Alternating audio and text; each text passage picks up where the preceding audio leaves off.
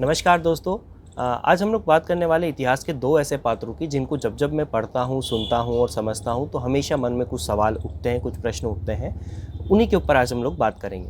तो जब भी हम लोग रामायण या महाभारत पढ़ते हैं तो रामायण के अंदर एक जिक्र आता है कैकेयी का। कैकेयी वाले कांड के बारे में आप सभी को पता है। मैं थोड़ा सा संक्षेप में उसके ऊपर बात करना चाहूँगा कि राजा दशरथ ने जब ये निश्चय किया कि राम को जो है उत्तराधिकारी बनाया जाए, राजा बनाया जाए, तो पूरी प्रजा में खुशी का माहौल था। कैकेयी भी काफ़ी खुश थी, अपने दासियों को वो भी जेवर वगैरह बांट रही थी।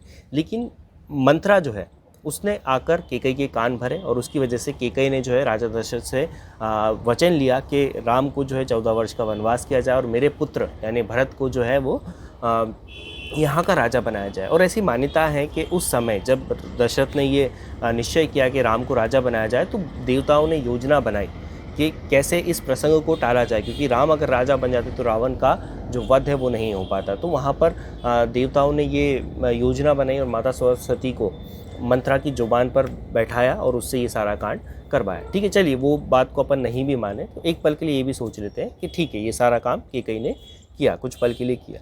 तो मेरा प्रश्न यहाँ पर एक ये आता है कि ऐसे कितने ही प्रसंग हम हमारे बड़े बुजुर्गों को देखें, हमारे घर में देखें, तो ऐसे कितने ही कई बार ऐसे प्रसंग होते हैं जब कुछ ना कुछ ऐसा अपराध घर के कोई बड़े बुजुर्ग या ऐसी कोई बात घर के बड़े बुजुर्ग कहते हैं जिससे परिवार के टूटने की नौबत तक आ जाती है। और वही काम यहाँ पर कैकेयी ने किया जिसके कारण उसको काफ़ी अपमान सहना पड़ा। लेकिन हम हमारे घर के बड़े बुजुर्गों को तो माफ़ कर देते, लेकिन उसको माफ़ नहीं किया गया पूरे प्रसंग के अंदर। ठीक है, यहाँ तक भी ठीक है। थोड़ा सा और आगे हम लोग बढ़ते हैं। जब भरत आया, भरत को ये बात पता चली कि मेरी माँ ने ऐसा ऐसा काम किया है और उसकी वजह से भैया राम को जो है दशरथ जाना पड़ा, तो उसका जो भाई का प्रेम है वो जागा। उसने अपनी माँ को बहुत खरी खोटी सुनाई, गालियाँ सुनाई। उसकी माँ बहुत अपमानित हुई। ठीक है, उसके अंदर जो है ये भावना है कि मैं अपने वचन वापस लेना चाहती हूँ, मेरी ये गलती हो गई, मैं इसका पश्चाताप करना चाहती हूँ। सभी लोग चित्रकूट की तरफ कूच किए।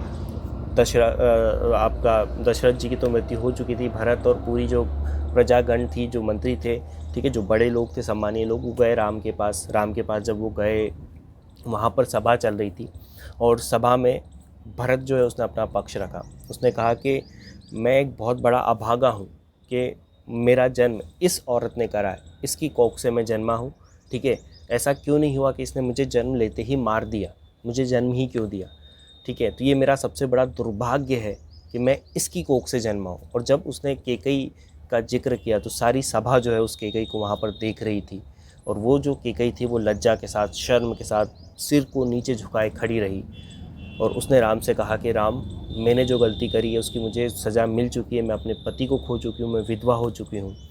राम, मेरी एक विनती सुनो कि अब तुम चलो, हमारे साथ चलो। परंतु राम भगवान ने जो है वो वचन दिया था अपने पिता को कि मुझे 14 वर्ष का वनवास करना है, और पिताजी चूँकि इस दुनिया में नहीं रहे, तो जिसको वचन दिया गया था, ठीक है, अगर वो अवेलेबल नहीं है तो उसके वचन का पालन करना आवश्यक था। क्योंकि राम जो है, रघुकुल रीत सदा चली आई, प्राण जाए पर वचन न जाए। तो उस वजह से राम ने जाने का मना किया, निश्चय किया। ठीक है, और इन सबको वापस ऐसे ही लौटना पड़ा। बट इस पूरे प्रसंग में अगर आप देखेंगे तो कैकेयी ने एक गलती करी जिसकी वजह से परिवार टूटा। गलती बड़ी थी, परिवार टूटा, गलती बड़ी थी, और जीवन भर उसको उसका पश्चाताप रहा। अपनी गलती के बाद उसको उसका पश्चाताप रहा। ठीक है, लेकिन पूरी समाज उसको हमेशा अपमानित करता रहा। कभी भी कैकेयी को उस दृष्टि से देखा ही नहीं गया। उसने अपने मात्र प्रेम के खातिर ये चीज़ करी, ठीक है, जिसका उसको पश्चाताप भी हुआ, काफ़ी पश्चाताप हुआ। और एक भारतीय समाज ने उसको कभी माफ़ नहीं करा। ठीक है, जब भी हम कैकेयी का जिक्र आता है रामायण के अंदर, जब हम देखते हैं तो हमारे मन में गालियाँ आती है उसके लिए। कई लोग तो बकते भी हैं, देते भी हैं। बट एक आध मुझे ऐसा प्रसंग बनाइए कि घर में हमारे जो बड़े बुजुर्ग हैं, जब ऐसा काम होता है, या अपने घर में आप अपने आसपास झाँक कर देखिए, माफ़ कर देते हैं आसानी से। मेरा प्रश्न ये है कि उस प्रसंग में उस स्त्री को माफ़ क्यों नहीं किया गया। चलिए ठीक है, नहीं माफ़ किया गया। अब मैं एक और प्रसंग यहाँ पर आपका इतिहास का आपके सामने रखता हूँ, जो कि है राजा युधिष्ठिर, जिसको हम धर्मराज युधिष्ठिर कहते हैं। धर्मराज युधिष्ठिर ने क्या किया, सभा बैठी जहाँ पर जुआ चल रहा था, सट्टा चल रहा था, वहाँ पर उन्होंने एक एक करके अपने सारे जो भी अपनी संपत्ति थी, महल, पैसा कौड़ी, सबको लगाना स्टार्ट किया। सब हार गए, अंततः कुछ नहीं बचा। तो क्या करा, अपने भाइयों को लगा दिया। ठीक है, चलो मान लिया, भाइयों को भी हार गए सट्टे में। फिर आई बात आखिरी दाव की, जहाँ पर उन्होंने किसको दाव पर लगाया, अपनी पत्नी को। तो एक जुए में एक पत्नी को दांव पर लगाने वाले व्यक्ति को धर्मराज कहा जाता है हमारी समाज के अंदर। और एक स्त्री जिसकी जो गलती थी वो इतनी संगीन नहीं थी जितनी यहाँ पर ही गलती हुई है। ठीक है, दुर्योधन से पूछा कि आखिरी दांव में क्या लगाओ, दुर्योधन ने पूछा आखिरी दांव में क्या लगाओगे, इसने कहा द्रौपदी को लगाऊंगा। ठीक है, उसने कहा, दुशासन ने कहा कि अगर तुम हार गए तो द्रौपदी हमारी होगी। उसने कहा ठीक है, हो जाए। क्या ज़रूरत थी यहाँ पर दांव पर लगाने की?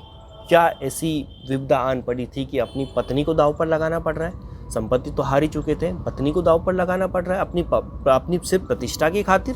ये किस तरह का खेल यहाँ पर चल रहा था। और उसके बाद क्या हुआ वो हम सब जानते हैं। पूरी सभा के अंदर उस स्त्री का चीरहरण हुआ। तो इसके पीछे जितना दोष दुर्योधन दुशासन का है उससे कई ज़्यादा दोष मैं मानता हूँ राजा युधिष्ठिर का है। उसी की वजह से पूरी महाभारत हुई है।